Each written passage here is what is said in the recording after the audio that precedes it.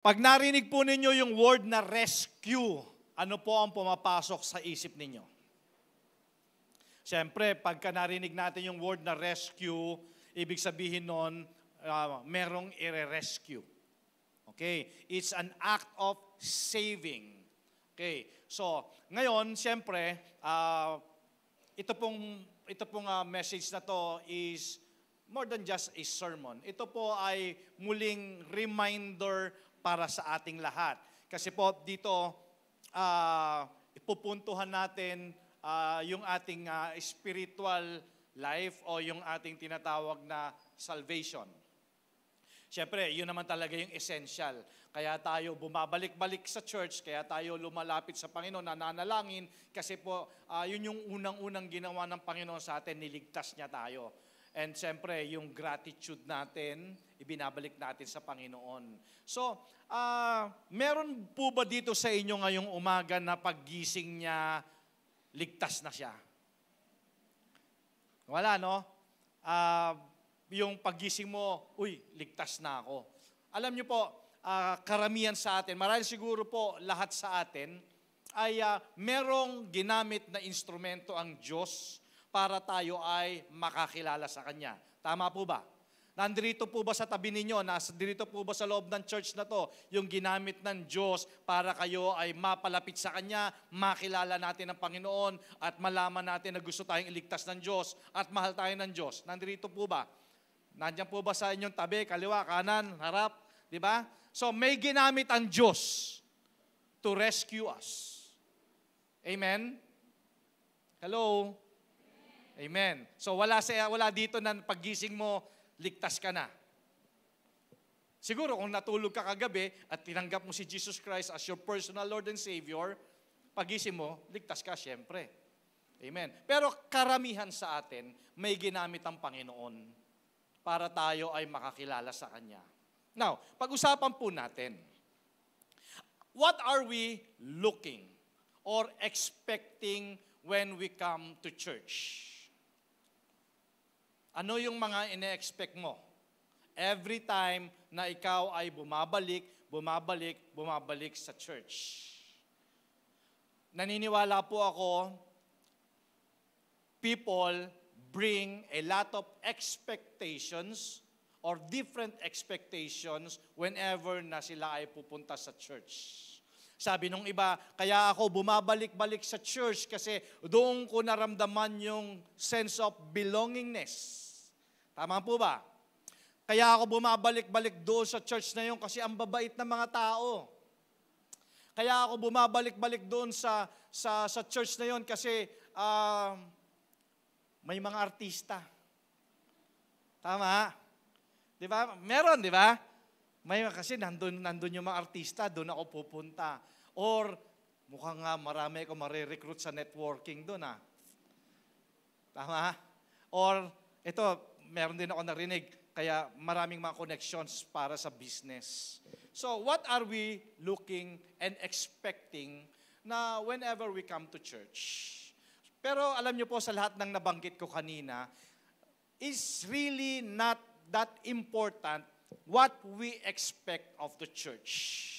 What's important is what Christ expects. Amen. Hindi importante o mahalaga kung ano yung na-expect natin every time we come to church. Ang importante, ano ba talaga ang ine-expect ng Panginoong Hesukristo sa atin? What is He looking for? Well, thankfully, hindi na natin kailangang mag-guess pa kasi itinuro ito ni Jesus. By far, the most famous time He tells us is the Great Commission. Familiar po ba kayo doon sa Great Commission? Familiar tayo doon, no? Ito yung ating kinumisyon tayo ng Panginoon. Mamaya pag-uusapan natin. So by far, ito yung pinaka-importante. Okay? At makikita po natin yan mamaya sa Book of Matthew. Tayo po ay kinumisyon for a mission. So, ang title po ng ating sermon this morning is called Rescue Mission. Kaya kanina, tinanong ko sa inyo kanina, pag narinig mo yung word na rescue, ano yung pumapasok sa isip mo? Okay? So, ikaw at ako, tayo po ay kinumisyon sa isang misyon. We are God's search and rescue team. Amen. Okay. Now, basahin po natin, please open your Bible in book of John chapter 20 verses 19 to 23. Sabi po dito, on the evening of the first day of the week. Okay, so first day of the week, may maraming mga countries, okay, na in observance ng religious tradition, okay, ang first day of the week nila is Sunday. Okay?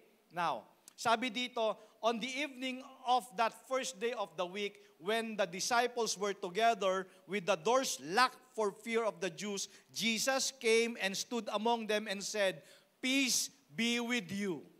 After he said this, he showed them his hands and side. The disciples were overjoyed when they saw the Lord. So ito yung panahon ng resurrection. Ito yung muling nabuhay si Jesus. Nagpakita siya sa kanyang mga disciples. Sabi niya, "Peace be with you." Okay. So syempre, ito na yung promise ni Jesus na after 3 days siya ay muling mare-resurrect. Siya ay muling na mabubuhay. So syempre, overjoyed. Overjoyed yung mga disciples, yung mga followers ni Jesus. Again, sinabi ni Jesus, "Peace be with you. As the Father has sent me, I am sending you." Okay, so dito na nagsimula yung mission. Now, and with that, He breathed on them and said, "Receive the Holy Spirit." So, along with that mission, syempre, hindi naman tayo pababayaan ni Jesus. Nandyan ang Holy Spirit. Okay? Now, if you forgive anyone his sins, they are forgiven. If you do not forgive them, they are not forgiven. Okay. Now, the second reading is from the Gospel of Matthew. Chapter 28, verse 19 to 20. Okay? So sabi po dito, then Jesus came to them and said, "All authority in heaven and on earth has been given to me. Therefore, go and make disciples of all nations, baptizing them in the name of the Father and of the Son and of the Holy Spirit, and teaching them to obey everything I have commanded you, and surely I am with you always to the very end of the age." So particularly, itong Matthew 28 na to, verses 19 to 20, ito po, pag binasa mo to, talagang ang kabuuan po nito is discipleship. Okay. Na kailangan tayo talagang mag-win ng soul at kailangan after that, syempre, yung discipleship follows. Okay. So, purihin po ang Panginoon sa kanyang mga salita. Now, balikan po natin yung kanina, sabi natin, yung expectation natin when we come to church. So, lahat po tayo pumupunta sa church. Ngayon nga, nandito tayo, nakikinig po kayo, nagpipreach ako, nagwo-worship tayo. Pero yung iba, syempre, wala dito for whatever reason. Yung iba naman, marahil itong araw na to ay naghahanap buhay pa din, nagtatrabaho pa din. Yung mga iba namang mga pamilya, marahil siguro ngayong umaga, nasa outing sila. Diba? Yung iba naman, marahil tulog pa. Diba? Pero tayo, nandito tayo today. Pero ano nga ba talaga, what are we looking for when we come to church? Kasi it's important. Kasi pabalik-balik po tayo, Sunday in, Sunday out, pabalik-balik po tayo sa church. Okay, so what do you expect when you come to church? Ano nyo na po ba yun? Natanong nyo na po ba sa sarili ninyo? Oo nga no. Bakit nga ba ako bumabalik-balik sa church? Ano ba talaga ang reason? Ano ba talaga yung purpose? Bakit ako bumabalik sa church? Well, of course, syempre, kasama na dyan, given na po yun, mag-worship tayo, magpe-pray tayo together, makikinig tayo ng word. Pero syempre, meron pa eh. Aside from that, syempre, meron pa. Now, alam niyo po, I've been in many churches, okay, all kinds of churches. Marami din po ako nakaka-fellowship ng mga churches. Okay, several places, and nakita ko po different expectations. Okay? And maan mo talaga, makikita mo talaga ang people talaga, meron talagang iba't ibang mga expectation when it comes to church. Okay, ito practical. Practical ito, marahil siguro ganito tayo dati, or wag naman sana na hanggang ngayon ganito pa rin tayo.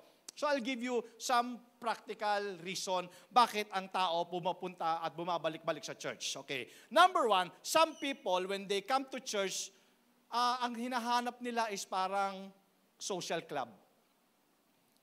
Country club. Okay ha? Tingnan natin. Alam nyo po, sino dito yung nakapasok na sa isang country club?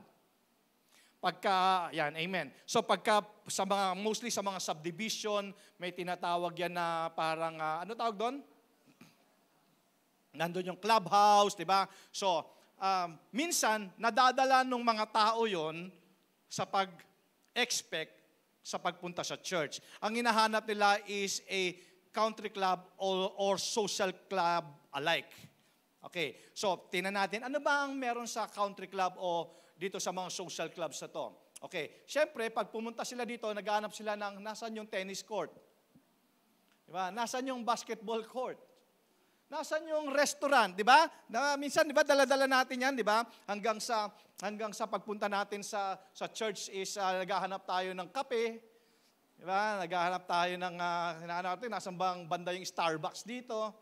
Di ba? Naghahanap tayo ng shop, mga souvenir shops. Diba? Naghahanap tayo ng golf course. Siyempre, gusto rin natin mga air-conditioned function rooms. So, ang tao, nagbabayad sila ng mga fees, okay, for people to create a place that meets yung kanilang social and recreational needs. Yun yung mga country clubs. Nga lang, kasi yung minsan, nadadala ng tao ngayon yun, na pag siya po ay pumunta sa church, yun ang hinahanap niya. Nasaan yung pool? Wala bang coffee shop dito? Diba? Meron nga nag-request sa akin noon, baka po pwede raw ba na habang nag-worship is nagkakape siya. O magdadala na lang siya na sarili niyang, alam niyo yung reclining na upuan. Diba? Para meron siyang, para komportable, para habang nag-worship, kumakanta kayo dito, habang nagpipreach si pastor, nakaganda, relax. Amen. Kulang na lang doon, magmamasahe. Baka may kilala kayo. Amen. So, number one, nadadala po ng mga tao yon. Hindi ko sinasabing kayo yon. Amen. Sabi mo sa katabi mo, parang ako yung pinag-uusapan ni pastor. Okay? So, that's number one. Ulitin ko ha, alam niyo po, it's not really important what we expect. What important is what Christ expect. Okay, as we go along, number one. Number two, meron din mga tao na when they come to church, ang hinahanap nila yung mga taong kagaya nila. Ayan. Di ba? Pagpasok niya, cool ba yung mga tao dito? Di ba? Social ba? Rich ba yung mga tao dyan? Di ba? Yung mga tao ba dito bumibili ng Rolls Royce dahil sa payong? Yan ang hinahanap, di ba? Pero, di ba, you remember the story in the Bible? Sa Bible kasi, iniutos sa atin ng Panginoong Jesus, there should be no partiality. Di ba? Yung mga ushering ministry, di ba, hindi niya tinitingnan kung mabigat yung mga kwintas mo para sa unahan ka maupo. Hindi po. Yung mga naupo dito sa unahan, maaga po dumating yan, kaya nandirito, ha? Kasi di ba sa Bible, kung sino yung makakapal yung ginto, nasa unahan nakaupo.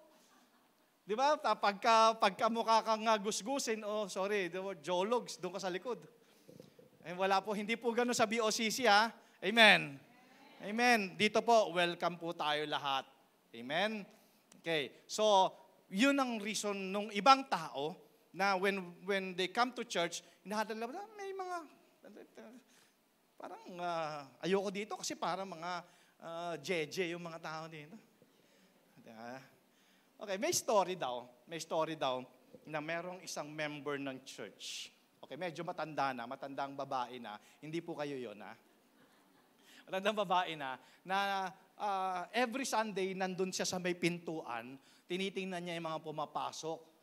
And one Sunday, merong grupo ng mga parishioners, okay, napapasok dun sa church, at pinigil niya. Sabi niya gano'n, I think doon na lang kayo sa iba mag-church. Okay? So, siyempre, nabigla ngayon yung mga mag-church, hindi na sila pumunta doon sa church na yun. Later on, nung nakausap nung member ng church na yung ibang member, tinanong ng ibang member, bakit nyo pinigilan? Anong dahilan bakit hindi nyo pinapasok yung mga mag-church na yon? Ang sagot niya, sabi niya, kasi hindi naman sila mukhang kagaya natin.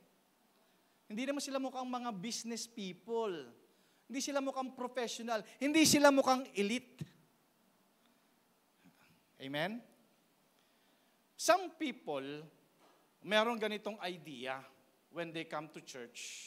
They want something that is meeting their needs. And meeting the needs of people just like them. So hindi po tayo ganon. Amen po ba yon? So hindi tayo namimili. Basta ang tao may kaluluwa, welcome yon. Amen. May kaluluwa ba kayo? Amen. So welcome po kayo. Di ba? So hindi po dahil sa, iba itsura nito. Di ba? Ito, pigilan mo yan. Bakit? Ang kapal ng makeup. Doon na lang siya sa kabila. Amen. So hindi po tayo ganon. Okay. Next. Some people come to church looking for a concert. Ayan na. Di ba? So, sa totoo lang, nakakatawa, pero meron po mga taong ganito talaga. Ang pagpumunta sila sa isang church, gusto nila ma-entertain. Gusto ka agad nila na makakita kung ano yung mga kagamitan nyo dyan sa church. Di ba? Tingnan natin, kumusta ba yung subwoofer nila dyan? Di ba? Kumusta ba yung mga speakers nila dyan? Di ba? Gusto nila, audience lang sila. Alam niyo yung ganong yung mga pumupunta sa church na audience lang sila. Late na dumating, una pang umuwi. Okay. Pero, pag nandun sila sa church, gusto nila, makita nila yung good performance. Amen? Hello? Kaya yung mga kumakanta dito, di ba? Ayoko na bumalik ng bakit kasi pumiyok kasi yung song leader eh. Di ba? Gusto nila good performance. Okay. At ready sila to judge para ma-meet yung standard nila. Well, hindi ko po sinasabing kayo yun ha. Pero nagpapaalala lang po ako na kasi hindi ganito yung paghahanap ng church. Amen. So, ito yung para bang, di ba lagi nyo naririnig sa akin, para bang ito yung isang audience doon sa congregation na kantahan nyo ako. Music ministry, kantahan nyo ako. Di ba? Tapos meron naman na tingin na, bago pumunta ng church, tingin, ika na, punta na ng church, nakakatatlong kanta na sila. Patapos na yon. Amen. Di ba? Mga kapatid, pag nagsimula po ang worship service, holy na kay Lord yun. Holy na po yun. Huwag kayong magbilang ng pang ilang kanta na. Di ba? Hindi po. Holy na po sa Panginoon yon. Okay. So, ang hinahanap nila, concert, hindi church eh. Ayoko na dyan kasi hindi naman naka-LED yung monitor nila. Kaya minsan, alam nyo pa, pag meron ako nakakausap, yung parang nagyayabang sila dahil, alam nyo, doon ako nag-church sa sa mega church eh. Well, praise God, pero ang tanong, anong silbi mo doon sa church na yon? Audience ka lang ata doon. Diba? Meron ka bang contribution for the advancement of God's kingdom? Diba? Hello? Bato-bato sa langit, ha? Pag tinamaan, ikaw na yon. So, kailangan maganda yung tunog. Well, tama naman. Dapat naman talaga. Sabi ko nga, alam nyo po, puri ng Panginoon na tayo talaga, pili talaga nating inaayos, even yung mga equipments natin. Kasi sabi nga, di ba, pag binasa mo nga ang Psalms 150, nandun lahat ng mga instruments. Kulang pa nga tayo eh. Baka meron pa ritong marunong na trumpet. Kulang pa po tayo kasi when you read the Bible, nandun lahat ng mga instruments. Okay? So, pag meron tayong drums, hindi nangangahulugan na sa Diablo yan, ha? Hello. Kasi sa iba, pag may drums, sa demonyo daw. Na-encounter nyo na ba yon? Sabi ko naman, wala silang drums, pero meron silang piano.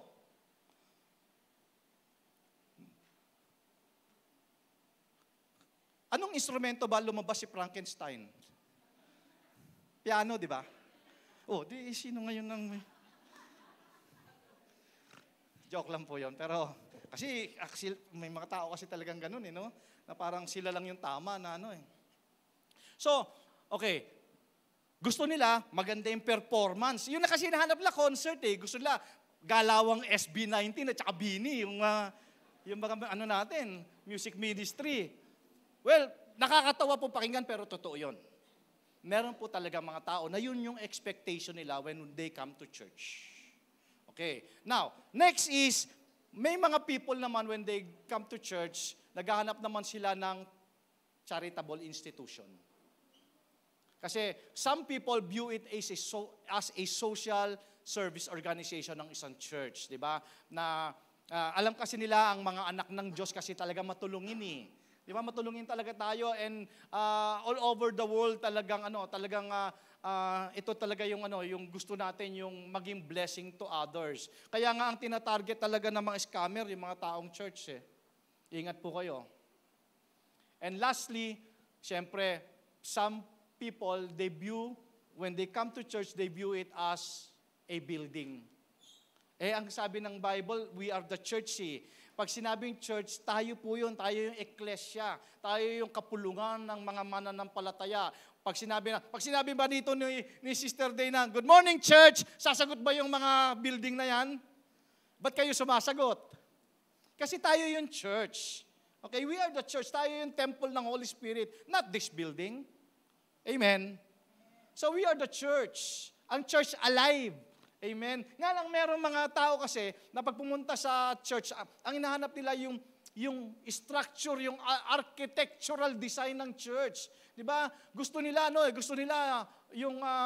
yung window, iba yung architecture, gusto nila na parang kaya nga sorry po, I'm not against. Kasi meron kasing may nakakausap kasi ako na mas gusto nila mag-church doon sa mga mall. Kasi nga naman, pagkatapos mag-church, kasi nga wala naman, parang audience lang eh. Di naman siya worker. Pagkatapos nga naman mag-church, mamamasyal na at magkakainan na. Hindi naman po masama yun. Nga lang, hindi dapat ganun yung motivation natin, bakit tayo nag-church. At saka doon kasi sa mall, kasi pwede ka doon naka-short shorts eh. Pwede ka naka-belt lang. Amen. You know what I mean? Tapos kasi pag doon kasi sa mga grand yung architectural nung building na yon, syempre maraming mga artista. Kaya ang nangyayari ngayon, ang tawag doon, simbasyal. Pagkasimba mo, pasyal na. Amen? So, pero ang tanong is, ano yung naging part o contribution natin doon sa advancement ng kingdom ng Panginoon? Diba? So dito makikita natin types of people. Types of people na ano yung ine-expect nila when they come to church. Sabi natin kanina, number 1, yung ibang people, praise God, wala dito. Ang hinahanap nila is parang social club. Diba? Para ma-meet yung kanilang recreational needs. Kaya tuloy, pagpunta nila ng church yun ang hinahanap nila. Naghanap sila ng coffee shop. Pero hindi po masama yun ha. Yung may coffee shop ang church, gusto ko magkaroon tayo dito ng coffee shop para hindi na kayo bibili sa labas. Okay, dito na lang yon. Pero, syempre, hindi yun yung motivation. And some people come to church kasi naghahanap sila ng kagaya nila. Di ba? Ayoko dyan kasi wala akong elite ako eh. Wala akong kagaya dyan. And some people, when they come to church, para naghahanap sila ng concert place, di ba? Pag nasa concert nga, eto ha, tinan nyo ha, sana makonvict kayo. Pag nasa concert nga, grabe, nakapila ang agap ang dumating. Tama? Pagka nakikinig na ng tumutugtog na, yung kung sino man ang nag-concert doon, di ba? Pataas-taas ka pa ng kamay. Di ba? Pero dito hindi makapagtaas ng kamay. Tama? Mabigat pa doon yung iba, maghuhugbad pa ng damit yun. See? Kung nagagawa nga ng tao sa mundo, pero ba't hindi natin magawa kay Lord? Diba? Ba't hindi natin magawa pagdating natin sa church, ibigay natin yung papuri natin sa Panginoon? And siyempre, another thing is, yung akala nila, when you come to church, isa itong charitable institution. Meron po tayong charitable institution, meron po tayong PCSO, nandyan si congressman, nandyan yung mga contractor, nandyan. Yun po. Sabi ko nga sa inyo, huwag kayong maghanap ng mga may bili na sasakyan dahil sa payong, ha? Okay. Yung iba naman, hinahanap nila yung structure ng building. Okay. Now, mga kapatid, there's no such thing as a perfect church. Kahit saan po kayo pumunta, hindi kayo makakita ng perfectong church. Okay? Kailangan kasi yung church na yan, dapat King James ang Bible dyan eh. Tama? Well, wala naman pong problema doon. Pero di ba, ang pinakamagandang translation ng Bible is yung natatranslate sa buhay natin. Tama? Amen. Now, dapat kasi, walang drums doon sa church na yun eh. Dapat kasi perfecto yung mga tao. Akala nila, pag nasa loob ka ng church, anghel ka na. Pero hindi po totoo yun. So, ito yung ine-expect. Pero, sabi ko nga po, there's no such thing as a perfect church. Pero kung ang hinahanap ninyo ay si Jesucristo, sigurado makikita nyo yan dito sa BOCC. Amen? So, it's not really important what we expect of the church. What's important is what Christ expects. So, tanong, Pastor, ano ba talaga yung ine-expect ni Jesus sa atin? What is He looking for? Okay, and I believe this is the most important. Okay, the utmost importance for us. Kasi ito naman kaya nga ibinigay ni Jesus yung life niya para sa church. So thankfully, hindi na natin kailangang hula pa kung ano ba talaga yung ine-expect ni Jesus para sa atin, tayong mga church. Okay, alam niyo po, pag binasan niyo ang Bible, paulit-ulit tayong nire-remind ng purpose, ng importance doon sa command ni Jesus. Okay, so dinidescribe yung dapat na focus natin. Okay? So as a church, balikan natin yung binasa natin kanina, John chapter 20, 19 to 23 and Matthew 28, 18 to 20. So makikita natin dito, by far, the most famous is the Great Commission. Kaya nga sabi ko sa inyo, ito po ay, this is just more than a sermon. Ito po ay isa ring paalala muli, reminder muli sa atin ito, na ang bawat anak ng Diyos, tayo po ay nasa rescue mission. Kinumission po tayo for the Great Commission. Sabi dito sa Matthew, this Great Commission begins by saying, all authority has been given to me in heaven and on earth.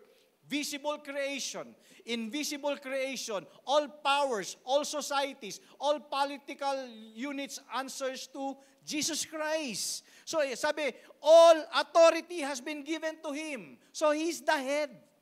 Si Jesus yung head. He is the boss. So, tayo pong mga mananampalataya, we need to listen. Dahil ang nagsalita nito, hindi naman isang idealist.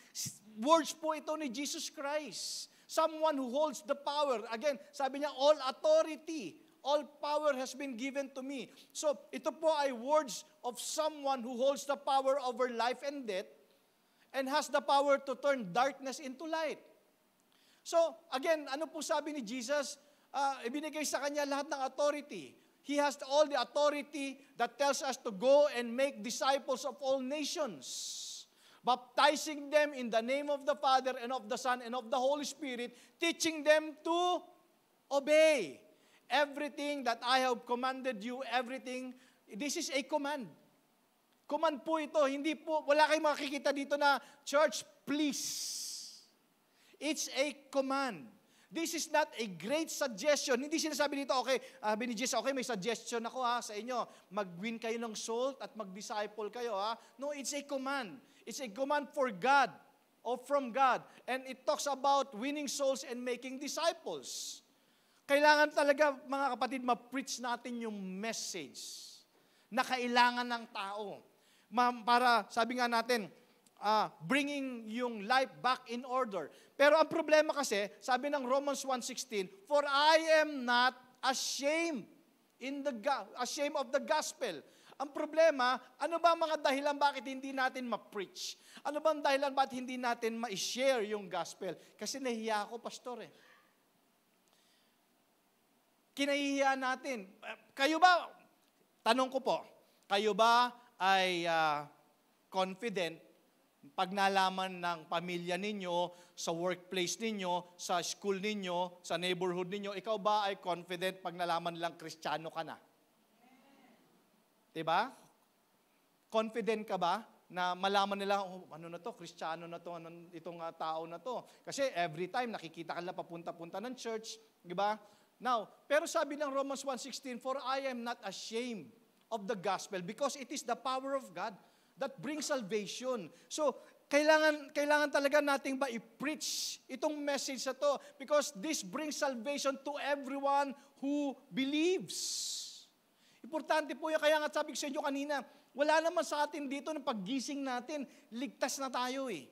May ginamit ang Lord. Kaya sabi dito, talagang kailangan talaga natin siyang i-share. Kailangan natin ba i-preach yung gospel? Kasi yan ang magdadala ng kaligtasan sa sino mang maniwala. We are out to proclaim a message. Diba? Kasi ito siya sabi, the power of salvation, ito rin yung kapangyarihan para mabago yung buhay ng tao. At hindi lang yun, kasi after nun, sabi dito, kailangan silang maging disciples, kailangan silang maging learners, followers of Christ, teaching them to obey everything. Di ba? Yung mga words ng Panginoon, ituturo natin sa kanila, itinuro sa atin yun. Kaya kailangan din nating ma-share to someone. Sabi nga, to all nations eh. At ito po yung calling natin. Kaya kung titingnan mo sa paligid mo, kanina po tinanong ko kayo, kung titingnan mo dito lang sa loob, sa kaliwa mo, sa kanan mo, sa likod, sa harap mo, sino sa kanila yung nadala mo?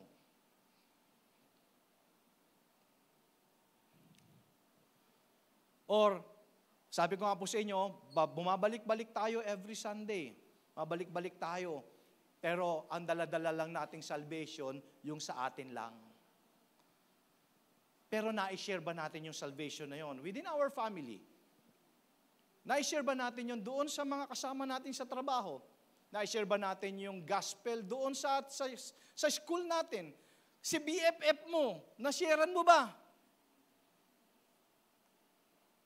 Kasi ang goal po natin na church, huwag nyo nang pahirapan. Ang goal natin, yung Great Commission na yon, talks about kailangan nating ma-share si Jesus. Kailangan malaman ng tao na gusto siyang iligtas ng Diyos at mahal siya ng Diyos. Next, kailangan malaman ng tao na kailangan niya ng Diyos araw-araw.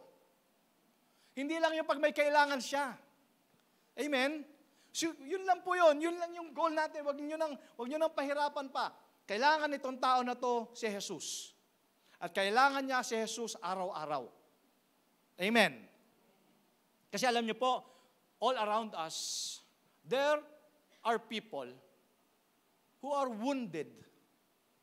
Diba? Doon lang sa workplace ninyo, may mga tao doon who are wounded, broken, destructive people. Diba? Yung mga taong hindi pa nakakakilala sa Panginoon. People who are looking for happiness and meaning of life in the wrong places. Yan yung mga taong nasa paligid po natin. And we are called to love these people, to search for them and seek them out and not just wait for them to come to us. Kaya pagka binasa mo talaga ang Bible, mababasa mo talaga sinasabi doon na talagang we need to preach the gospel. We need to share the gospel. We are drawn into this mission. Kasi po, baka nakakalimutan natin na itong mission na to ay pinasa natin ni Jesus. You remember Jesus na siya po ay nagkatawang tao dito sa lupa, di ba? Ito yung mission niya eh. Yung mission niya po is search and rescue mission. Remember, Luke chapter 19, verse 10. For the Son of Man came to seek and save what was lost. And Mark 10, chapter 45, for even the Son of Man, si Jesus, didn't come to be served, but to serve and give His life as a ransom for many. So, naunawaan po natin na nung nandito si Jesus sa ibabaw ng lupa, ito yung kanyang mission, search and rescue mission. Siyempre, wala na si Jesus dito. Kaya, kinumission niya na po tayo. Diba? Ang question is, Sino na po ba yung na-share ninyo? Sino na po ba yung nadala ninyo sa paanan ng Panginoon? Diba? Sino na po ba? Baka naman po, 5, 10 taon na tayo, pabalik-balik sa church, pero yung salvation lang din ang dala-dala nating sarili. How about yung ating pong pamilya? How about yung mga kaibigan natin? Sabi nga, may narinig ako, well, be aware pag ang isang church ay hindi na nagpipreach patungkol sa impyerno. Kasi that's heaven and hell are real. Tama po ba? Amen. Pero mas gusto kong pag-usapan yung eternal life. Pero itong eternal life na to, mga kapatid, hindi ito makakamtan ng sino man kung hindi niya kikilalanin, tatanggapin si Kristo bilang kanyang tagapagligtas. Unless a man be born again, he cannot see the kingdom of God. So, mga kapatid, this is what Jesus said about himself. Siya po ay nagkatawang tao to save and seek the lost. Ayun po yung mission niya at yun din po yung mission na iniwan niya sa atin. At napaka-dear po sa puso ng Panginoon ang bawat isa sa atin. Diba? Apple of the eye nga tayo ng Panginoon eh. Alam niyo po, meron akong one Sunday, inaayos ko pa. Kasi talagang, it strikes me, one night, when I was, ako po ay nagmumuni-muni. merong statement na biglang nag-pop up sa mind ko, and I believe this is words from God. Alam niyo, sabi sa akin ng Lord, Patrick, God is God for everyone, but He's not Father to all. Remember John chapter 1 verse 12? But as many as received Him, gave He power to become children of God. Hindi po automatic na tayo ay anak ng Diyos unless tanggapin natin si Kristo bilang ating tagapagligtas. Tayo po ay mabibilang sa kanyang pamilya. But He is God to everyone. But He is not Father to all. Gets nyo? Mga kapatid, we are all dear to Jesus' heart. Sabi ni Jesus in John chapter 20:21, as Father sent me, I am sending you. Hello, I am sending you. Music team, I am sending you. Pastor, I am sending you. Cell leaders, I am sending you. BOCC, I am sending you. As the Father has sent me, I am sending you. So we are part of the team. We are search and rescue team.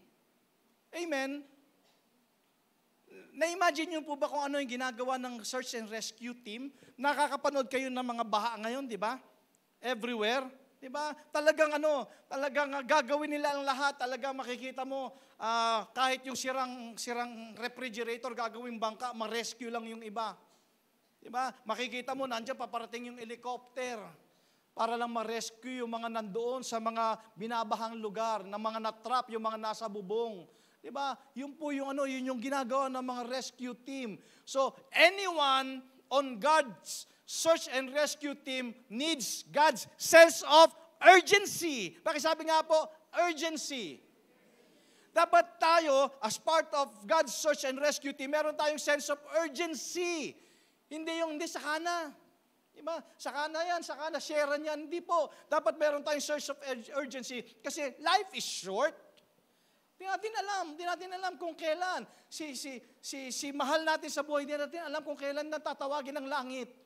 Ikaw at ako, hindi natin alam kung kailan. Kaya dapat meron tayong source of urgency. Kasi sabi nga, di ba, wala namang importanteng mamatay. Ang mahalaga na kay Kristo tayo pag tinawag niya tayo. Dapat meron tayong source of urgency. Ang ibig sabihin po nun, dapat naalala natin na yung mahal natin sa buhay, meron ding kaluluwa yun na dapat maligtas. Ang question is, nasan sila? Unless a man be born again, he cannot see the kingdom of God. Dapat tayong magmadali, mga kapatid. Meron dapat tayong sense of urgency. Kasi ang tao habang nabubuhay, may pag-asa. Di ba? Hindi yung pagka nawala na, doon ka iyak ng iyak. Di ba? Iyak ka ng iyak, saka mo siya naaalala, saka mo siya gustong bisitahin. Wala na po yun. Hanggat humihinga pa ang tao, may pag-asa pa. Kaya dapat, being part of the search and rescue team, dapat meron tayong sense of urgency. Ang question is, what took you so long to get to them? Ano ang pumipigil sa'yo? What's holding you back? Pastor, nahiya kasi ako eh. Nahiya ka, di ka, sama tayo. Amen? We need a sense of urgency if we are part of God's search and rescue team. Dapat po maliwanag sa atin yon. So, church, isipin ninyo, nung si Jesus po nandun siya sa may kasi itong Great Commission na to, ito po ay itinuro ni Jesus nung nandun siya sa bundok eh. Na-imagine niyo yung tagpo, yung senaryo nung sinabi ni Jesus na all authority in heaven and earth has been given to me, therefore go and make disciples of all nations. Well, syempre, yung mga disciples na sinabihan ni Jesus na to, wala na, tinawag na sila ng langit. Pero tayo po, nandito po tayo ngayon. At nandyan pa po yung mga mahal natin sa buhay. So thankfully, Jesus doesn't end with just this command. Kaya ang ganda eh. Sabi niya, surely I am with you always to the very end of the age. So hindi naman po tayo nag-iisa eh. Minsan natatakot tayo, nahihiya tayo, akala natin tayo lang yung susong doon. Hindi po. Nangako si Jesus, sabi niya dito sa book of Matthew chapter 28, I am with you surely to the very end of the age. Kasama natin ang Panginoon. Kaya nga sabi sa book of John, I am sending you. Then He breathed on them saying, receive the Holy Spirit. Kaya, church, di ba, if the Holy Spirit is with me, who can be against me? Amen? So wag po tayong mahiya, wag tayong matakot. Dapat proud tayo. Proud tayo na meron tayong Jesus Christ. Kasi when the Holy Spirit came upon the disciples, it fulfills the promise. Sabi ni Jesus, I will be with you always. Ibig sabihin po nun, yung Holy Spirit kasama natin. Greater than any spirit of this world. Kaya nga, ang tanong, meron po ba tayong sense of urgency? Kasi baka, pabalik-balik na lang tayo ng church, tayo na lang, bit-bit na lang natin yung sarili natin. How about them? Masaya tayo na nag-worship tayo sa Panginoon, nararamdaman natin ang presensya ng Panginoon. But how about them? How about our loved ones? Kumusta si tatay? Kumusta si nanay? Kumusta si kuya, si ate? Di ba? So, pagka-uwi natin mamaya sa bahay, isipin natin meron tayong misyon. Dali natin kay Lord. Di ba? Kailangan malaman niya na kailangan niya si Kristo bilang tagapagligtas niya. At kailangan niya si Kristo sa araw-araw ng buhay niya. Hindi lang pag may kailangan siya. So ang power ng church is the power of the Holy Spirit working in us. Yung the same power ng Spirit na nag-raise kay Jesus Christ, yun yung power na meron tayo today. Kaya huwag ka matakot, huwag ka mahiya. Diba? Yung joy, yung happiness na naramdaman mo nung tinanggap mo si Kristo, dapat maramdaman din nila yun. Kasi there are lots of people out there, mga kapatid, who are in need or meron silang urgent need. Hindi lamang physically, but spiritually, emotionally. And we are called to be part of God's answer. Kaya nga po tayo, wag po kayong kita nyo, yung mga leader natin, di ba, na minsan naiinis na kayo, text na naman ang text tong sa leader ko na to. Kasi nga sumusunod po tayo doon sa Great Commission. Kailangan nating mag-disciple. Di ba? Wag po kayong maiinis, kayo na nga itong dinidisciple.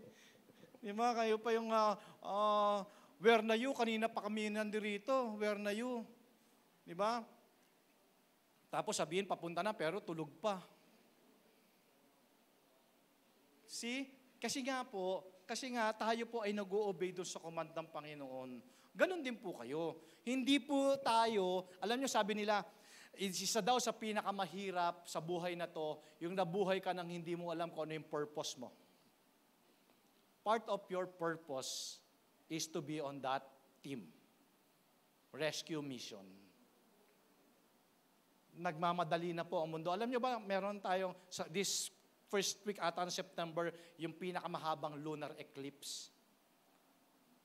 Nakita nyo ba kung paano ngayon bahain ng Pilipinas? Nakita nyo ba yung mga rumors of wars? Narinig nyo na ba yung mga tagutom sa iba't ibang lugar? And these are the signs. Kaya dapat meron tayong sense of urgency. Anytime, wala namang problema, bumalik si Jesus anytime eh. Basta sigurado ko yung pamilya ko, save. Amen po ba yon? Mahal nyo ba yung asawa nyo? Mahal nyo ba yung mga anak nyo? Mahal nyo ba yung mga kaopisina ninyo? Mahal nyo ba? Love these people, church.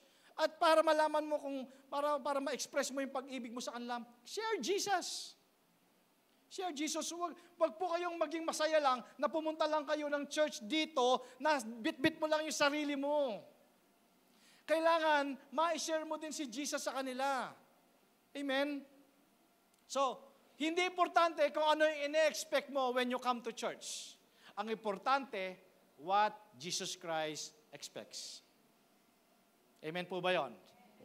Kasi, mga kapatid, we are called to win souls and make disciples. We are so much more than a country club. We are so much more than a concert, a museum, or social service agency or building. We are called into a rescue mission. Ikaw at ako, we are part of God's search and rescue team. Kung walang nag-rescue sa atin, wala ka dito ngayon. Ako, when I was 11, may pinadala ang Panginoon to rescue me. Pag sinabi natin to rescue me, pinakilala sa akin si Jesus Christ. Tinanggap ko si Jesus Christ as my personal Lord and Savior. Nalaman ko, sa patuloy na pagdi-disciple sa akin, nalaman ko na kailangan ko pala ng Diyos araw-araw. Hindi lang yung panahon na may kailangan lang ako. Araw-araw, kasi araw-araw ang pangangailangan.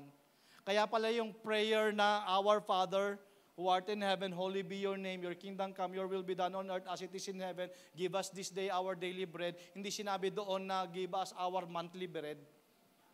Kasi pag sinabing give us our monthly bread, baka monthly ka na lang mag-pray. Kaya pala daily bread. Kasi daily mo kailangan ng Panginoon. Daily natin kailangan ng provision. Daily natin kailangan ng protection. Daily natin kailangan ng Panginoon. Mga kapatid, church, BOCC, walang iba pang sasaya sa puso natin, yung alam natin nandirito ang Panginoong Yesus. Pero mas sasaya pa kung kasama nating nagwo-worship ang mga mahal natin sa buhay. Amen? Sabi mo sa katabi mo, you are part of God's search and rescue team. Amen? We are in a mission. We are in a mission. Next week, per Sunday, samantalahin nyo na, next week. Next week is a Bring Your Family Sunday. Ha? Bit-bitin nyo yung pamilya nyo dito. Pastor, hindi po ako marunong mag-share. Sige, ipakilala mo sa amin. Kami bahala. Basta ang trabaho mo, ang mission mo, bit-bitin mo lang sila. Amen. Amen ba yon? Hello? Parang hindi ata kayo. Amen? Nasa search and rescue team tayo. Makikita natin sa paligid natin how these people are rescued. Di ba? Talagang meron sense of urgency. Meron po talaga, nagmamadali na talaga ang mundo. Amen? So, happy po ba kayo at meron kayong Kristo sa puso? Amen. Share nyo po yung happiness na yon to your loved ones. Amen? Amen? Tayo po tayo lahat. Simple lamang po yung message natin. Paalala lang. Kasi baka mamaya, pabalik-balik na lang po tayo sa church. Tayo na lang yung nagwo-worship. Tayo na lang yung bit-bit na lang natin salvation natin, pero nakalimutan na natin i-share. Amen?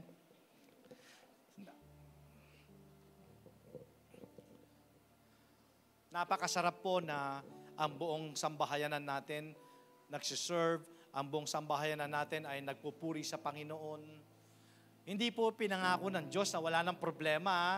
Amen. Actually, highlighted nga po yung problema kasi alam natin na merong enemy. Nandyan yung enemy who's trying to steal, to kill us, and to destroy us. Pero, if God is for us, who can be against us? Amen. So, I pray for this church na next Sunday, ibig sabihin, yun ang mission po natin. Ang mission natin ngayon during the week, imbitahin mo yung mahal mo sa buhay. O kung may pagkakataon, share mo si Jesus. Huwag kang mahiya. I am not ashamed of the gospel, for it is the power of salvation to who believes. Amen? Kaya nga yun yung greatest miracle eh. Yung salvation na yun lang yung bumago sa atin eh. Diba? Yun talaga yung kapangyarihan niya. Pero, siyempre, hindi yun ma-stack sa akin lang. Kailangan ma-share ko yon to my loved ones, to my friends, doon sa school, di ba? Kaya meron tayo mga campus ministry, di ba? Doon sa workplace, to our neighborhood. So share natin si Jesus para napakasarap mag-church. Wala nang sasaya pa, wala nang sasarap pa na makita mo ang buong pamilya mo na nagpupuri sa Panginoon.